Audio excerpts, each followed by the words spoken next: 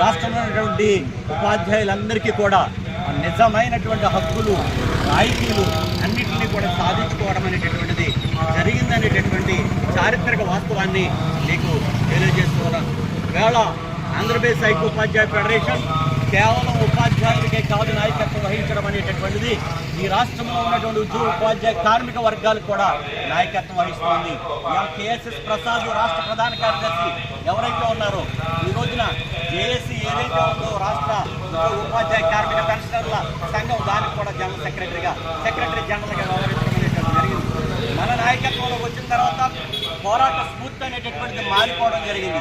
పాలాభిషేకాలు పుష్పాభిషేకాలు కాకుండా ఏ రకంగా రాయితీలు సాధించాలనేటటువంటి దాని మీదే మనం దృష్టి కేంద్రీకరించి ఇప్పటికే వేలాది కోట్ల రూపాయలని రిలీజ్ చేయించి ఈ రోజున ఉద్యోగ ఉపాధ్యాయ కార్మిక వర్గాలందరూ వాళ్ళ అకౌంట్లో పడేటట్టుగా అట్లన్నింటిలో కూడా పెండింగ్లన్నింటినీ కూడా చేయించడం అనేటటువంటి జరిగింది. ఇకపోతే మన ముందున్నటువంటి కర్తవ్యం చాలా అత్యంత ప్రధానమైనటువంటిది. మనము తప్పనిసరిగా పిఆర్సీ కమిషన్ నియమించుకోవాలి, 5 DAలను రాబట్టుకోవాలి, మెరుగైన ఫిట్మెంట్తో ఉద్యోగులు ఉపాధ్యాయ కార్మిక పెన్షనర్లకు అందరికీ ఉపయోగపడేటటువంటి పిఆర్సీని ఏర్పాటు చేసుకుని ఇంప్లిమెంట్ కూడా వితిన్ 6 months చేయించుకోగలిగితే మెరుగైనటువంటి ఒక ఫలితాలు అనేటటువంటిది ఈ రాష్ట్రంలో ఉన్నటువంటి ఉద్యోగ ఉపాధ్యాయ కార్మికులకి అందించేటటువంటి పరిస్థితి ఉంటుంది అనేటటువంటి గమనించాలి మిత్రులారా.